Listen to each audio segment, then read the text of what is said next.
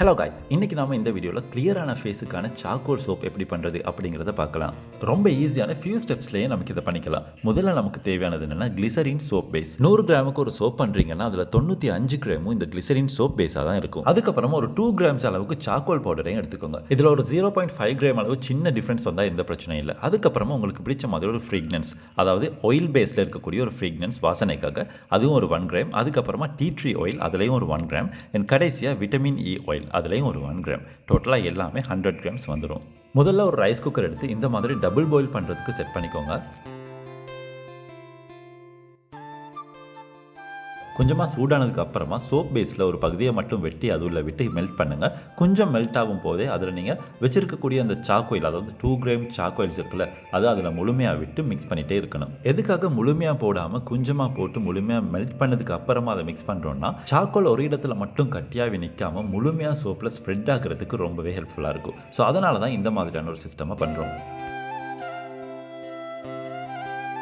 இந்த மாதிரி முழுமையாக மெல்ட் ஆகினதுக்கு அப்புறமா நம்மக்கிட்ட பேலன்ஸ் இருக்கிற சோப் பேஸ் இருக்குல்ல, அந்த சோப் பேஸையும் இதிலேயே எட் பண்ணிக்கலாம். எட் பண்ணதுக்கப்புறமா முழுமையாக நமக்கு மெல்ட் பண்ணிடலாம்.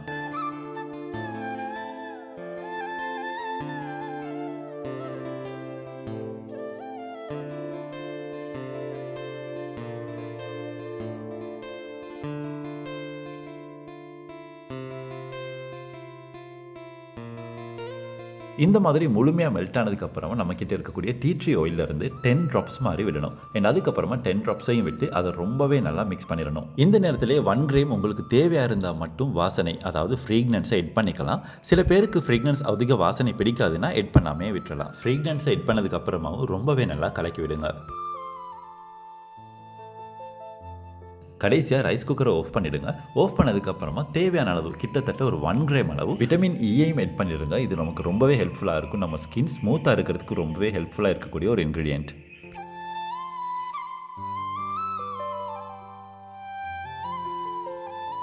கடைசியாக ரொம்ப நல்லா மிக்ஸ் பண்ணிடுங்க. அண்ட் அதுக்கப்புறமா உங்ககிட்ட இருக்கக்கூடிய சோப் மோல்டு ஒன்று எடுத்து அந்த மோல்டில் இந்த முழுமையாக இந்த லிக்விட் அப்படியே ஊற்றிடுங்க.